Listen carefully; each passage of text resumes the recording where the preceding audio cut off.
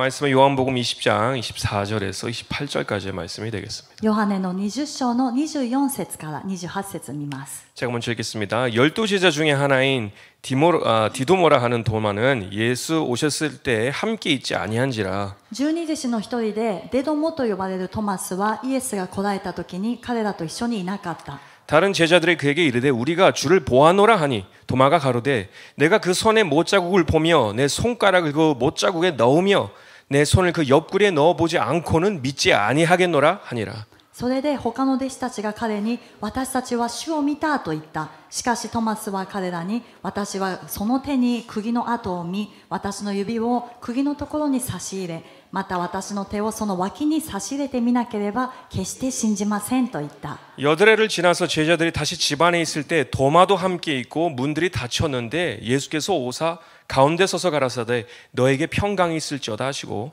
8日後に弟子たちはまた室内におり、トマスも彼らと一緒にいた。戸が閉められていたが、イエスが来て彼らの中に立って、平安があなた方にあるようにと言われた。 도마에게 이르시되 너의 손가락을 이미 내밀어 내 손을 보고 내 손을 내밀어 내 옆구리에 넣어보라. 그리하고 믿음 없는 자가 되지 말고 믿는 자가 되라. それからトマスに言われた。あなたの指をここにつけて、私の手を見なさい。手を伸ばして私の脇に差し入れなさい。信じないものにならないで信じるものになりなさい。 도마가 대답하여 가로되 나의 주시며 나의 하나님이시니이다. トマスは答えてイエスに言った。私の主、私の神。 아멘. アメン。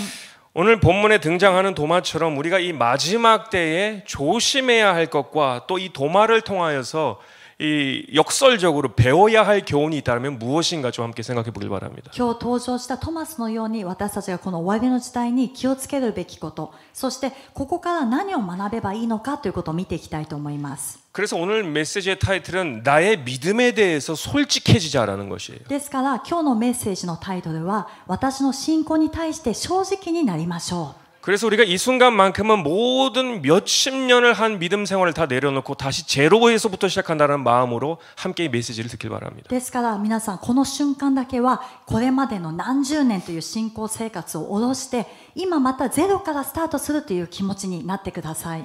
제가 요즘 복음서를 다시 읽어보고 특히 마지막 때에 경고하시는 예수님의 말씀을 이 문맥 전체로 읽어보면서 私は最近また福音書を読みながら特に終わりの時代について書いてあることを文脈全体を読みながら 예전에는 생각해보지 못한 주님의 메시지들을 발견하게 되고 前まではこう考えたことがなかった種のメッセージを見つけて 또 그리고 예전에는 왜 그 메시지들이 보이지 않았는가 또한 발견하게 되는 새로운 시선을 좀 가질 수가 そ 있었는데 して以前はなぜそのメッセージに目をあまり止めなかったのかというふうに新しい目で見ることができたんです。 그것이 무엇이었냐면 예수님께서 저와 여러분에게 오늘 하시고자 하시는 말씀이 무엇인가에 대한 것이에요. それは何かというとイエス様が皆さんと私に今日伝えようとしておられる言葉が何かということなんですね。 예수님이 저와 여러분에게 지금 경각심을 가져야 할 것이 무엇인가 이 포인트에 있어요. イエス様が今私たち皆さんと私に警戒心を持たせて奮い立たせるものは何か、ここがポイントになります。 보통 우리 그리스도인들이 가지고 있는 이 마지막 때의 관심사는 다 이 세상이 어떻게 변화되게 될까에 대한 관심사가 많아요. 제자들처럼. ほとんどこのクリスチャンたちが終わりの時代と言って持つものはこの世がどう変わっていくのか、どうなっていくのかということに関心を置いていま 이 す。 마지막 때 이 세상이 어떻게 변화되고 무엇이 어떤 새로운 일들이 일어날 것입니까? 이것에 다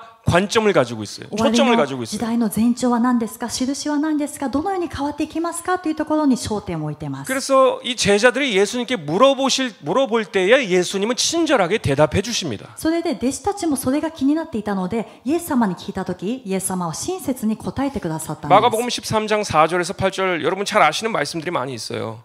마가복음 13장 4절에서 8절까지. マルコの13章の4節から8節 자 읽겠습니다. 우리에게 이르소서 어느 때 이런 일이 있겠사오며 이 모든 일이 이루려 할 때 무슨 징조가 있사오리이까? お話しください。いつそういうことが起こるのでしょう。またそれが皆実現するような時にはどんな前兆があるのでしょう。 예수께서 이르시되 너희가 사람의 미혹을 받지 않도록 주의하라. そこでイエスは彼らに話し始められた。人に惑わされないように気をつけなさい。 많은 사람이 내 이름으로 와서 이르되 내가 그로라 하여 많은 사람을 미혹해 하리라. 私の名を名乗る者が大勢現れ、私こそこれだと言って多くの人を惑わすでしょう。 난리와 난리 소문을 들을 때 두려워 말라. 이런 일이 있어야 하되 끝은 아직 아니니라. また戦争のことや戦争の噂を聞いても慌ててはいけません。それは必ず起こることです。しかし終わりが来たのではありません。 민족이 민족을 나라가 나라를 대적하여 일어나겠고 처처히 지진이 있으며 기근이 있으리니 이는 재난의 시작이니라. 民族は民族に、国は国に敵対して立ち上がり、方法に地震があり、飢饉も起こるはずだからです。これらのことは生みの苦しみの始めです。 자, 여기 보시면 제자들이 예수님께 이 세상에 어떤 변화들이 일어나겠습니까? 물어봤을 때 친절하게 대답해 주셨어요. これはですね、弟子たちがイエス様にこの終わりの時代どんなことがあるんですかというふうに聞いたときにイエス様が親切に答えてくださった箇所です。 우리가 잘 아는 것처럼 미혹, 재난, 기근, 전쟁이 있을 것이다. 私たちがよく知っているように惑わし、また飢饉、地震、こういったものが戦争があるよと言われたんです。 그러나 중요한 포인트는 무엇이냐면 여러분 しかし皆さん重要なポイントは何かというと 예수님이 제자들에게 전하고자 하셨던 이 마지막 때에 주의해야 할 것이 무엇인가는 우리가 잊어버릴 때가 많아요. イエス様が弟子たちに本当に伝えたかったこと、終わりの時代に伝えたかったことを私たちは忘れがちなんです。 그리고 그 문맥을 잘 끝까지 읽어보게 되면 이 세상의 변화에 대한 주의를 하라고 말씀하신 것보다 で、この文脈全体を読んでみると、イエス様はこの世の変化に気をつけなさいと言われたのではなく、 그리스도인들의 마음의 변화를 주의하셨다는 사실이에요. クリスチャンの心の変化に気をつけなさいということだったんです。 아멘. アメン。 이 세상의 변화가 아니라 이 마지막 때에 사는 그리스도인들의 마음의 변화를 주의하셨다는 こ 것입니다. の世の変化ではなくて、終わりの時代を生きているクリスチャンたちの心の変化に気をつけなさいと言われました。 이 진리를 깨닫는 사람은 큰 복이 있을 줄 믿습니다. この真理を悟る人は大きな祝福があると信じています。 제자들에게 마지막 때에 경고하셨던 그 장면들을 함께 보길 바라는데 弟子たちにこの終わりの時代についての警告された場面を見ていきたいと思い 그 ます。 경고가 얼마나 강렬했는지 우리가 보길 바라요. で、この警告がどれほど強いものだったのかということを見ていきたいと思います。 예수님의 마지막 단 5개의 말씀 구절 속에 イエス様が言われたその箇所がですね、5箇所の中で 몇 차례 무엇에 대해서 경고하셨는지 함께 보길 바랍니다. 何度も同じことを警告されたんですけども、それが何かを見ていきたいと思います。 마가복음 13장 33절에서 37절까지의 말씀. マルコの13章の33から37まで見ます。 주의하라 깨어 있으라 그때가 언제인지 알지 못함이니라. 気をつけなさい、目を覚まし注意していなさい。その定めの時がいつだかあなた方は知らないからです。 가령 사람이 집을 떠나 타국으로 갈 때 그 종들에게 고난을 주어 각각 사물을 맡기며 문지기에게 깨어 있으라 명함과 같으니 それはちょうど旅に立つ人が出かけにしもべたちにはそれぞれ仕事を割り当てて責任を持たせ、門番には目を覚ましているように言いつけるようなものです。 35절 그러므로 깨어 있으라 집주인이 언제 올는지 혹 저물 때 엘는지 밤에 엘는지 닭 울 때 엘는지 새벽 엘는지 너희가 알지 못함이라. だから目を覚ましていなさい。家の主人がいつ帰ってくるか、夕方か夜中か、鶏の鳴く頃か明け方かわからないからです。 36절 그가 호련히 와서 너희가 자는 것을 보지 않도록 하라. 主人が不意に帰ってきた時、眠っているのも見られないようにしなさい。 37절 깨어 있으라 내가 너희에게 하는 이 말이 모든 사람에게 하는 말이니라 하시니라. 私があなた方に話していることはすべての人に言っているのです。目を覚ましていなさい。 아멘. アメン。 여러분 어떤 포인트인지 아시겠습니까? 皆さん見つけましたか？ 마지막 때에 우리가 주의해야 할 변화는 세상의 변화 또한 있겠지만 終わりの時代私たちが気をつけるべき変化はこの世の変化も見るのはありますけれども、 이것은 하나님이 예언하신 일이며 우리가 막을 수 없는 일들입니다. これは神様が予言されたことで私たちが止めることはできません。 그러나 저와 여러분에게 예수님께서 직접적으로 주의하신 일은 여러분의 마음이 잠자지 않도록 깨어 있도록 주의하셨다는 し 사실이에요. かしイエス様が皆さんと私に直接注意されたことは皆さんの心が眠っていないように目を覚ましていなさいというメッセージだったんです。 여러분이 어디에 집중해야 되는지 이제는 아실 것입니다. 皆さんがどこに焦点を置くべきなのか今わかると思います。 깨어 있으라. 目を覚ましていなさい。 깨어 있으라. 目を覚ましていなさい。 주인이 자는 것을 보지 않도록 하라. 眠っているのを見られないようにしなさい。 깨어 있으라라는 것입니다. 目を覚ましていなさい。 이 마지막 때 세상에서 일어날 변화들, 예를 들면 우리가 소위 막 보고자 하는 것들이 있잖아요. 적그리스도의 등장이라든지. この終わりの時代にこの世の変化というのは、多くの人が見ているのが反キリストの登場、 뭐 666의 표라든지. 666の印。 마지막 때 징조에 대해서 궁금한 거는 제자들도 마찬가지고 우리도 마찬가지예요. 이것은 사실이에요. 終わりの時代の前兆をですね、気になるっていうのは弟子たちも同じだし、私たちも同じなんです。 그러나 정작 주님이 우리에게 경각심을 주시고자 하신 것은 세상의 변화가 아니라 여러분의 마음이 변하지 않도록 잘 지키라라는 거예요. しかしイエス様が私たちに警告として与えてくださったのは、この世の変化ではなく、皆さんの心の変化に気をつけなさいということだったんです。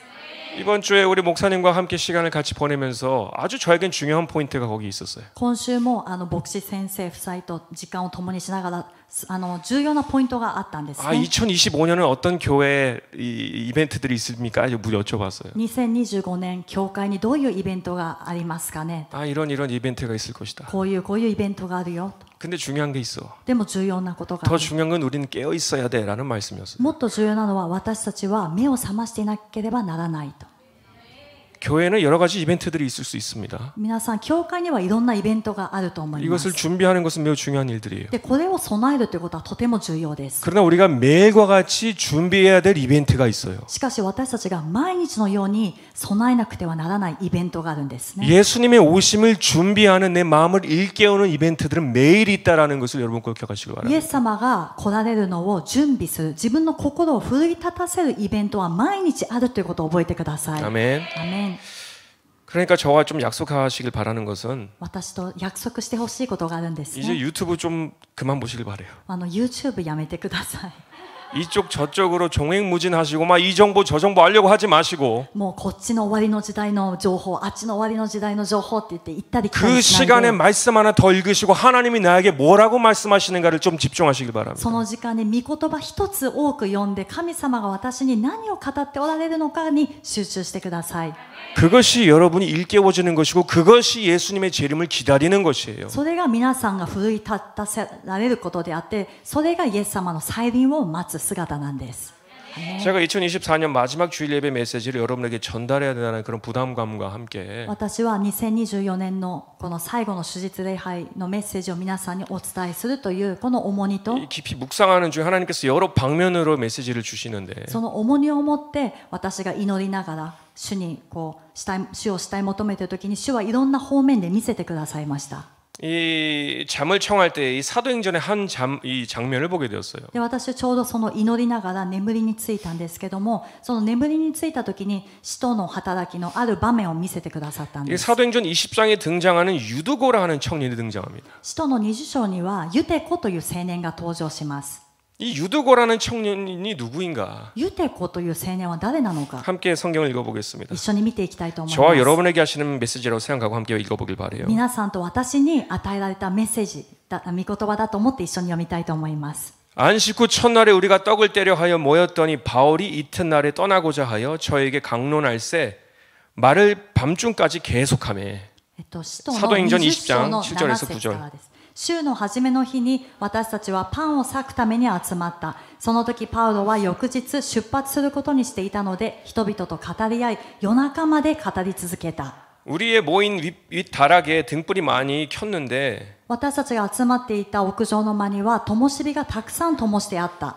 유두고라 하는 청년이 창에 걸터 앉았다가 깊이 졸더니 바울이 강론하기를 더 오래 하며 졸음을 이기지 못하여 삼층로에서 떨어지건을 일으켜 보니 죽었는지라. ユテコという一人の青年が窓のところに腰をかけていたが、ひどく眠気がさし、パウロの話が長く続くので、とうとう眠り込んでしまって3階から下に落ちた。抱き起こしてみるともう死んでいた。 제가 바울의 시선으로 이 상황을 보고 있는데 저 멀리 한 청년이 있는데 졸고 있어요. で、私が夢の中でそのパウロの視線からその青年を見ていたんですね。で、そしたら窓際で座って寝ていたんです。 점점 등이 뒤로 젖혀지고 있는데 본인은 몰라요. 깊은 잠에 それで 빠지고 こ 있어요. っちから見たらもうすごい深い眠りに入り込んでいたので、だんだんこう後ろに下がっていました。 그리고 완전히 급한 속도로 떨어질 때 아찔한 마음으로 와 하고 꿈이 깨게 됐어요. それでその青年が後ろに完全に倒れて落ちていた時にわっという思いとともに私も起き上がったんです。 이것을 당장에 성경을 찾아서 읽었습니다. そしてすぐに 말씀을 통해서 御 알아야 言葉 되니까. を探して読みました。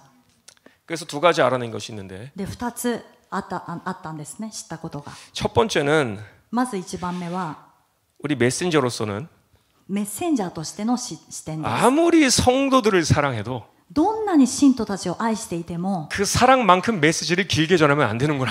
その愛と同じようにこのくらいの長さでメッセージ語っちゃいけないんだな、 그럼 큰일 나겠구나. 大変なことになっちゃうなと思いました。 더 중요한 것은 でもっと大事なことは 청중 되신 여러분에게 대한 말씀인데요. この改宗の皆さんにメッセージしたいんですけど、 2025년은 한 가지 약속을 했으면 좋겠는데 2025年は皆さんが決めてほしいなと思い 하나님의 ます。 말씀이 떨어지는 강단의 가장 앞에 자리를 사수하시길 바랍니다. 神様の御言葉が落ちてくる講談から一番近い場所を皆さん死守してみてください。 절대로 뒤에 앉지 마시길 바랍니다. 後ろにって行かないでください。 그리고 특별히 기둥 뒤에 숨지 마시길 바랍니다. 特に柱の後ろなんか隠れないでください。 성경적으로 볼 때 말이에요. この聖書的に見ると 우리가 하나님께 선택받은 백성이 되었다라는 특혜와 징표 중에 하나가 무엇인 줄 아세요? 私たちが神様に選ばれたというこの特権と印は何か分かりますか？ 많은 경우에 이 놀라운 특혜를 우리는 가볍게 여길 때가 많아요. 多くの場合私たちはこの素晴らしい特権を軽んじてしまうんです。 여러분이 하나님께 선택받았다라는 특혜 중에 하나는 이제 하나님께서 여러분에게 공개적으로 말씀하신다라는 것이에요. 皆さんが神様に選ばれたというその特権のうちの一つとして、それは何かというと、今は神様がこの公の場で皆さんに語ってくださるという特権なんです。 이것이 얼마나 큰 축복인지 여러분이 인식을 하실 수 있으셔야 돼요. これがどれほど大きな祝福なのかということを私たちが知らなくてはなりません。 우리가 구약으로 돌아가서 이스라엘을 애굽에서 구출해 내신 하나님께서 신의 산어에서 이제 이 이스라엘 백성들에게 등장하십니다. この旧約に戻ってみると、神様がイスラエルの民をエジプトから救い出されて、シナイ山からこう現れるというところなんですね。 그들은 선택받았기 때문에 하나님께서는 그들에게 임하셔서 말씀하시려고 하시는 것을 볼 수가 있어요. 彼らは選ばれたから神様は彼らの上に臨んで語ろうとしておられるのを見ることができます。 출애굽기 19장 10절 11절입니다. 出エジプトの19の10節11節 여호와께서 모세에게 이르시되 너는 백성에게로 가서 오늘과 내일 그들을 성결하게 하며 그들에게 옷을 빨게 하고 主はモーセに仰せられた。あなたは民のところに行き、今日と明日彼らを性別し、自分たちの着物を表せよ。 준비하게 하여 셋째 날에 기다리게 하라. 이는 셋째 날에 나 여호와가 온 백성의 목전에서 시내 산에 강림할 것임이니. 彼らは3日目のために用意をせよ。3日目には主が民全体の目の前でシナイ山に降りて来られるからである。 아멘. アメン。 자, 그리고 출애굽기 20장 22절을 보습니다. 20章の22節 여호와께서 모세에게 이르시되 너는 이스라엘 자손에게 이같이 이르라. 내가 하늘로부터 너희에게 말하는 것을 너희 스스로 보았으니라는 기록이 있습니다. 主はモーセに仰せられた。あなたはイスラエル人にこう言わなければならない。あなた方自身、私が天からあなた方と話したのを見た。 아멘. アメン。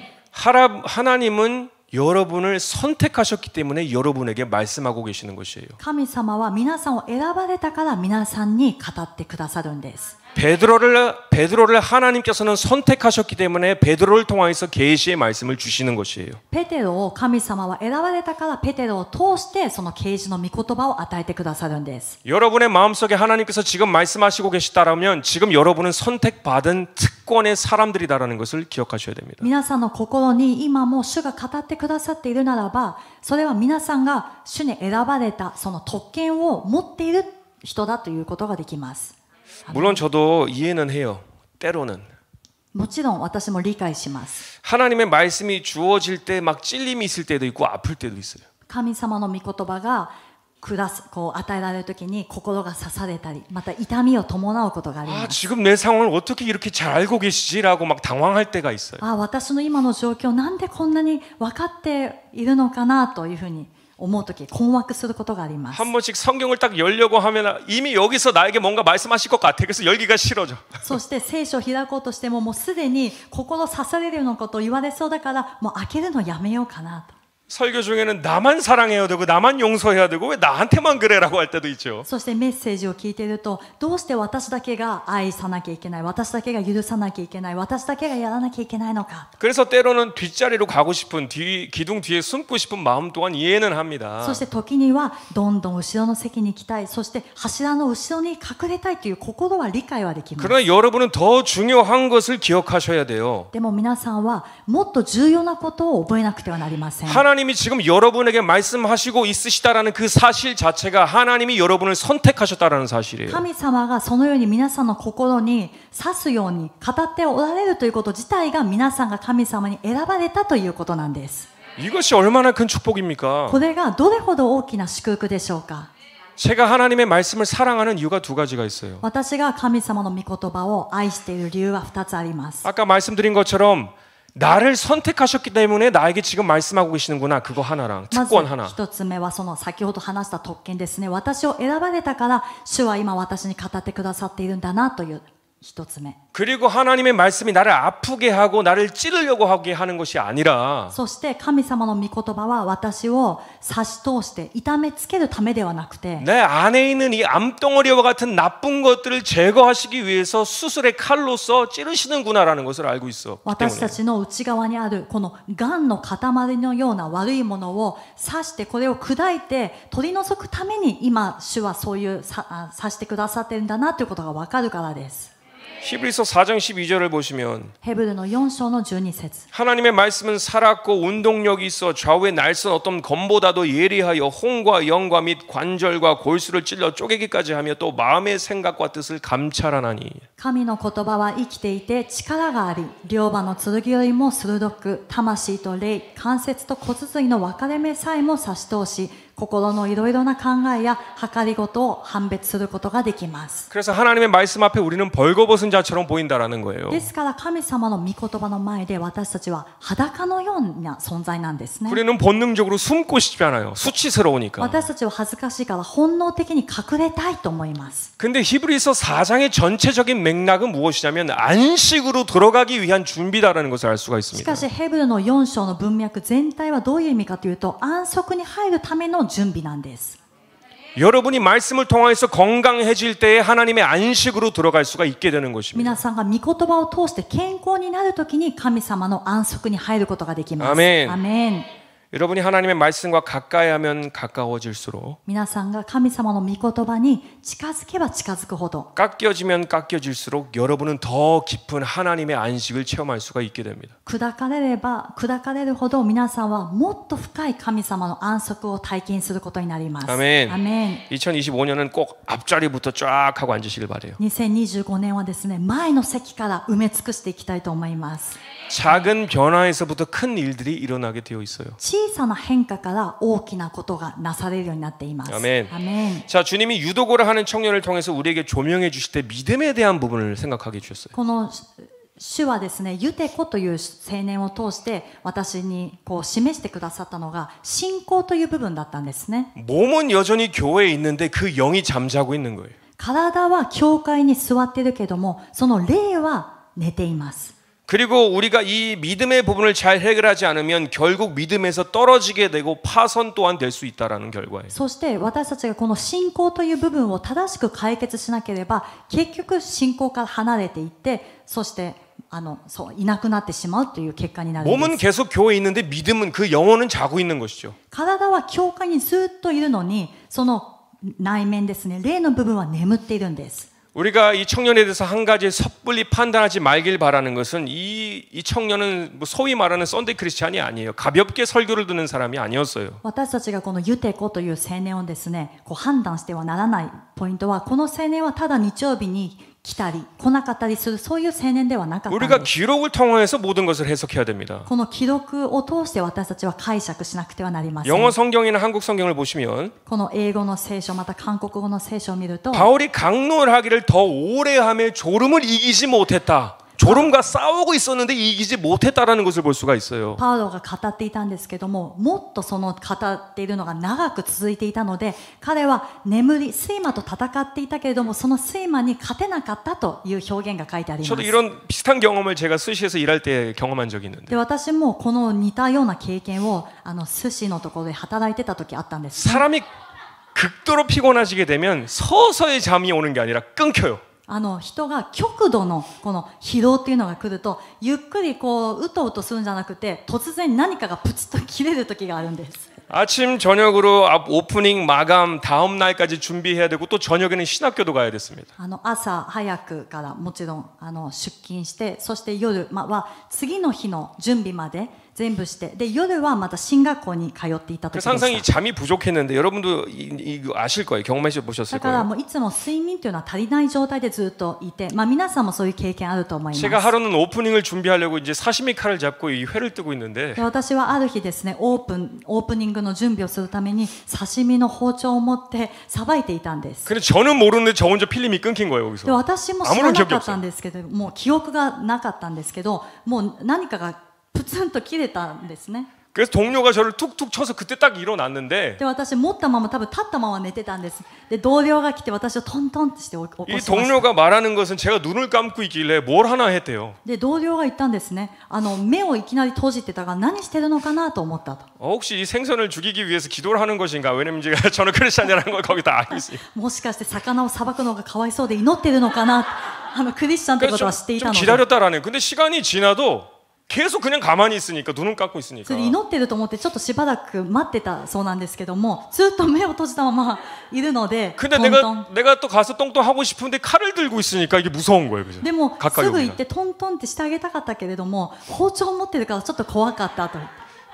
이 사람이 극도로 피곤해지게 되면 서서히 자는 게 아니라 뚝 끊겨요. で、本当に極度の 경험하신 분들은 아실 거예요. 疲れっていうのがあったら、経験した方はあると思うんですけども、うとうとではなくて、その瞬間何かが切れる時があったんです。 이 유두고란 청년도 열심히 잠과 싸우고 있었어요. ユテコという 앉아야지 青 앉아야지. 年も寝てはいけないと思って睡魔とずっと戦っていました。 그리고 사도 바울이 이제는 마지막 만남이라고 생각하고 사랑으로서 끝이니까 더 길게 설교가 길어졌어요. 그러니까 얼마나 이 받아들이는 사람들도 얼마나 열심히 사도 바울의 말을 들었겠습니까? で、使徒パウロもこの出会いが最後の時間だと思って、もう最後までその愛でですね、伝えたいことを全部伝えていたから長くなってしまったので、その伝えてる側もですけども、受け取る側も熱い心で受け取っていたと思います。 설교가 점점 더 길어지고 하고 있다가 それでメッセージがだんだん長くなっていて、耐えていながら、 점점 동태눈이 되고 それでだんだん目がこう重くなって 사카나노맨이 났어.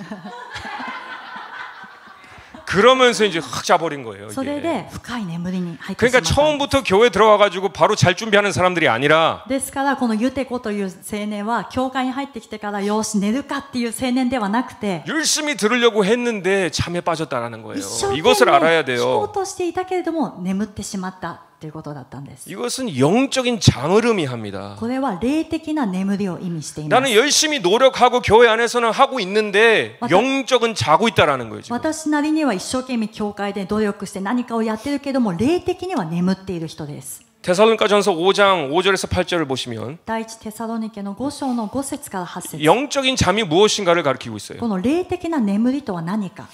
너희는 다 빛의 아들이요 낮의 아들이라 우리가 밤이나 어둠에 속하지 아니하나니 あなた方は皆光の子供、昼の子供だからです。私たちは夜や暗闇のものではありません。 그러므로 우리는 다른 이들과 같이 자지 말고 오직 깨어 근신할지라. ですから他の人々のように眠っていないで目を覚まして慎み深くしていましょう。 자는 자들은 밤에 자고 취하는 자들은 밤에 취하되 우리는 낮에 속하였으니 근신하여 믿음과 사랑의 흉배를 붙이고 구원의 소망의 투구를 쓰자. 眠る者は夜眠り、酔う者は夜酔うからです。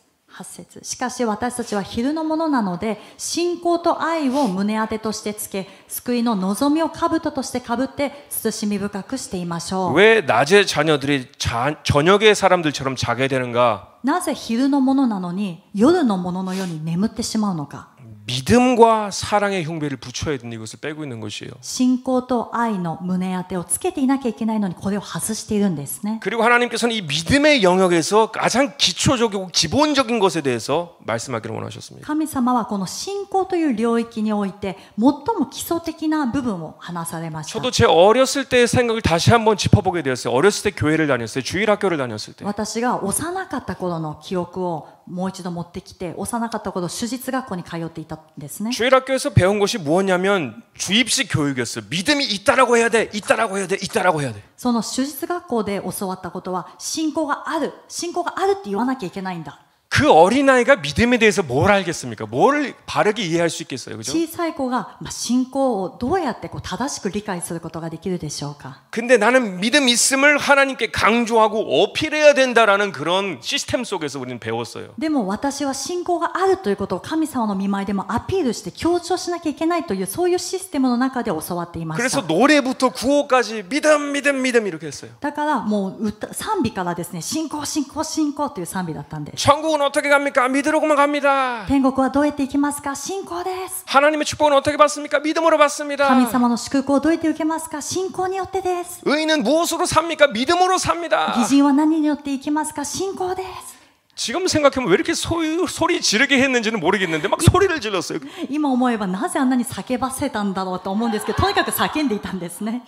물론 좋은 의도인 거는 알아요. もちろんその意図、良い意味で教えたのは分か 그리고 り 다 ます。 맞는 말이에요. そして全部合ってることでもあります。 근데 그 믿음이 정작 어떤 믿음이 되어야 되는가에 대한 설명. でもその信仰がどういう信仰であるべきなのかについての説明。 하나님이 인정하시는 믿음이라는 것은 어떤 믿음인가에 대한 설명. 神様が認められる信仰はどういう信仰なのか。 나에게 원하시는 그 믿음이라는 것이 어떤 것인가에 대한 설명. 私に求めておられる信仰はどういうものなのかについての説明。 우스꽝스러운 소리지만 구원파처럼 믿음을 어필하지 않으면 안 되는 것처럼 それで変な話のように聞こえますけども、救い派のようにですね、信仰信仰と言って信仰でもう突っ 내가 走ってい 지금 く。 믿음이 없는데 없다라고 얘기하면 안 되는 것처럼 自分が今信仰がないけども信仰ないように見えちゃダメだ。 이렇게 교회 안에서 열심을 내면서도 이 유두고처럼 그 영혼은 잠자고 있다라는 것이에요. 본인은 열심인데 自分は教会の中でも一生懸命やってるけれども、ユテコの青年のように霊は眠っている人がいます。 제가 사실 오늘 말씀에 도마는 등장하지 않잖아요. 그죠? 今日の話で何かこう도마에 대한 이야기. トマスの話出てこなかったですね。 근데 왜 제가 본문 말씀을 도마를 선택했냐면 でもなぜ私が本文の御言葉をトマスに関連する御言葉を選んだかというと、 차라리 도마처럼 난 지금 믿음이 없습니다, 주님. 이라고 솔직하게 말했으면 좋겠어요. むしろトマスのように主よ私は今信仰がない状態ですというふうに正直に話した方がマシです。 주님의 도우심이 필요합니다. 저는 믿음이 완전히 떨어져 있어요. 잠자고 있어요. 솔직하게 말할 수 있는 사람이 되길 바래요. 主よ主の助けが必要です。私は今眠っています。私の信仰は底をついています。主よ助けてくださいと正直に話した方がいいです。 내가 지금까지 생각했던 믿음이 정말 주님이 말씀하시는 내가 요구하시는 믿음이 맞습니까? 좀 가르쳐 주세요. あるいは私が今まで持ってきたこの信仰は主が認められる、主が要求される信仰ですか？主よどうか教えてください。 이런 도마처럼 겸손한 마음으로 내가 솔직하게 믿지 못하겠으면 내가 문제가 있으면 솔직하게 나아가길 바란다라는 것입니다. このようにトマスのように正直に自分が正直に信じられない部分、そして足りない部分があったら正直に主の御前に出ていくことが必要です。 그래야지 영적인 깊은 잠에서 깰 수가 있어요. そうした時に霊的な深い眠りから覚めることができます。 야고보서 2장 19절은 우리가 성경을 통해서 많은 믿음에 대해서 얘기를 하지만 하나님의 나에게 요구하시는 믿음이 무엇인가 이것을 좀 우리가 함께 보길 바라요. このヤコブの2章の19節を見て信仰というのはたくさん聞くんですけども、神様が私たちに求めておられる信仰はどういうものかということを見ていきたいと思います。 야고보서 2장 19절 네가 하나님은 한 분이신 줄을 믿느냐 잘하는도다 귀신들도 믿고 떠느니라 라고 하였습니다. あなたは神はお一人だと信じています。立派なことです。ですが悪霊どももそう信じて身震いしています。 사단도 하나님이 한 분이신 줄을 믿는다라고 했어요. それは悪霊も悪魔も神様はお一人だということを信じているということな 그리고 んです。 그분이 얼마나 위대한 분이신 줄 알아서 벌벌 두렵게 떤다라고 하였어요. そしてその方がどれほど偉大なお方であるかということを知っているから身震いしていると書いてあるんです。 그러나 그런 사단이 구원을 받을 수 있습니까? しかしそのような信仰を持った悪魔が救われますか？ 없어요. できないんですね。 믿음으로 구원받는다라고 했는데 그럼 어떤 믿음을 말하는 겁니까? 信仰で救われると書いてあるのに、じゃあどういう信仰を持たなきゃいけないのか。 사단이 하나님이 요구하시는 믿음을 가지길 거절하기 때문에 구원받을 수가 없는 거예요. サタン、悪魔は神様が求めておられる信仰を持つことを拒んでいるので、救いを受けることができません。 머리로서는 하나님이 한 분이신 줄도 알고 頭では神様はお一人だということを知っていて、 그분의 전지전능하심도 알지만 가장 가까운 곳에서 봤기 때문에 その方の一番近いところで見ていたので、全知全能なる神様ということを知ってい 하나님이 ます。 우리에게 요구하시는 믿음을 거절합니다. 사단은. 네, 그래서 구원받지 못해요. 悪魔は神様が私たちに求めておられる信仰を拒むんですね。だから救われません。 하나님이 우리에게 요구하시는 그 믿음이라는 게 뭘까요, 그럼? 神様が皆さん私たちに求めておられる信仰とは何でしょうか。 단순히 하나님을 인정하는 정도의 믿음이 아니라면 그럼 나에게 요구하시는 믿음이 뭘까요? 이것을 알아야겠죠. ただ単純に神様を認めるような信仰でないならば、そしたら私に何を求めておられるでしょうか。 저와 여러분에게 하나님이 요구하시는 믿음은 어떤 믿음이냐면 皆さんと私に神様が求めておられる信仰はどういうものかというと、 마태복음 11장 12절의 믿음입니다. マタイの11章の12節の信仰です。 세례 요한의 때부터 지금까지 천국은 침노를 당하나니 침노하는 자는 빼앗느니라라고 했습니다. バプテスマのヨハネの日以来今日まで天の御国は激しく責められています。そして激しく責める者たちがそれを奪い取っています。 아멘. アメン。 여러분이 오늘 이것 하나 배우시면 다 배우신 거예요. 皆さん今日のメッセージでこれをもらったらですね、もう全部もらったことになります。 머리로 하나님을 믿는 게 아니라 마음으로 믿는다라는 의미를 뭘 의미하냐면 頭で神様を信じるのではなくて、心で神様を信じるというのはどういうことなのか。 하나님을 사랑하고 神様を愛して 하나님이 거하시는 곳으로 달려나가는, 움직이는, 행동하는, 침노하는 믿음이 되어야 됩니다. 神様がおられる場所に向かって自分が向かっていく、走っていく、激しく攻めていく人がその信仰を持った人になります。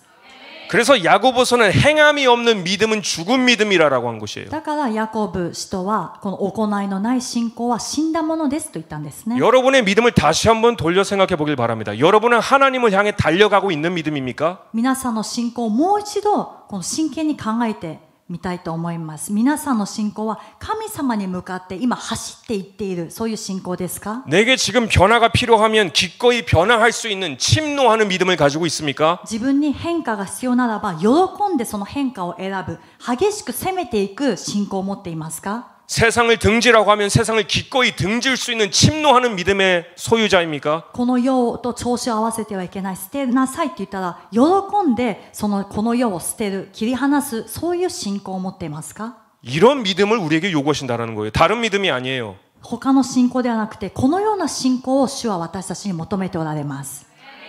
믿음의 장애라고 불리우는 히브리서 11장에 믿음의 용사들을 함께 보길 봐요. 그들이 어떤 믿음을 가지고 있었는가? 信仰の章と言われるヘブルの11章でですね、いろんな人物が登場するんですけども、どういう信仰を持っていたのか。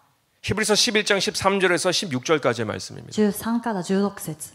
이 사람들은 다 믿음을 따라 죽었으며 약속받지 못하였으되 살아있을 때 받지 못하였으되 그것들을 멀리서 보고 환영하며 또 땅에서는 외국인과 나그네로 증거하였으니 これらの人々は皆信仰の人々として死にました。約束のものを手に入れることはありませんでしたが、はるかにそれを見て喜び迎え、地上では旅人であり寄留者であることを告白していたのです。 저 멀리는 하나님의 나라를 생각하면서 달려갔던 사람들이라는 것입니다. 向こうにある神の御国を思いながら走っていった人たちだったんです。 이같이 말하는 자들은 본향 찾는 것을 나타냄이라라고 했어요. 彼らはこのように言うことによって自分の故郷を求めていることを示しています。 이것이 바로 천국을 침노하는 믿음의 모습이에요. これがまさに天国を激しく攻めている信仰の姿であります。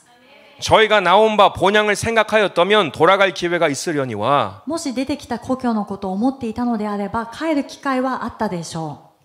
저희가 이제는 더 나은 하나님 나라의 본향을 사모하니 곧 하늘에 있는 것이라 그러므로 하나님이 저희 하나님이라 일컬음을 받으심을 부끄러워 아니하시고 저희를 위하여 한 성을 예비하셨느니라. しかし事実彼らはさらに優れた故郷、すなわち天の故郷に憧れていたのです。それゆえ神は彼らの神と呼ばれることを恥となさいませんでアメンした。事実神は彼らのために都を用意しておられました。 아멘. アメン。 하나님은 이런 믿음의 소유자를 부끄러워하지 아니하신다라고 하셨어요. 神様はこのような信仰の所有者を恥とは思わないと書いてあります。 그리고 그들을 위해서 한 성을 예비하셨다라고 하였습니다. そして彼らのために都を用意しておられると書いてあります。 요즘은 믿음이라고 하면 너무 둥글둥글한 몽황한 그런 믿음을 말할 때가 너무나도 많아요. 最近は信仰というとあまりにも漠然としたもので言う時があるんですね。 그냥 머리로서 하나님 계시겠지, 천지를 창조하셨겠지, 이런 사단이 가지고 있는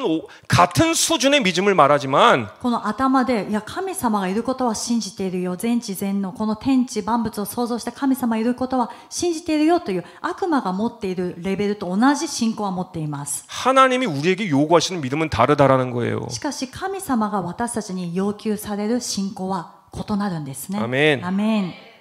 만약 지금 이런 침노하는 믿음의 행동과 모습이 내 안에 없다라면 솔직하게 나가길 바래요. も 그래서 し今ですね、自分の中にこのような信仰の姿、激しく責める信仰の姿がないんだったら正直に出てください。 전 지금 믿음이 많이 떨어져 있습니다, 주님. 主よ、私は今信仰がかなり落ちています。 말로서는 믿음 하고 있지만 저의 영적인 모습은 자고 있습니다, 주님이라고 솔직하게 얘기했으면 좋겠어요. 言葉では信仰と言っているけれども、主よ、私の霊は今眠っていますと正直に主に告白してください。 이 유두고 청년과 같이 교회에 항상 앉아 있고 활동은 계속하고 있지만 나의 영혼은 잠자고 있습니다, 주님. 主よ、このユテコの青年のように教会の活動もしているし、いろんな教会の奉仕もしているけれども、私の霊は眠っています。主よ、 이제 깨어나게 해주세요.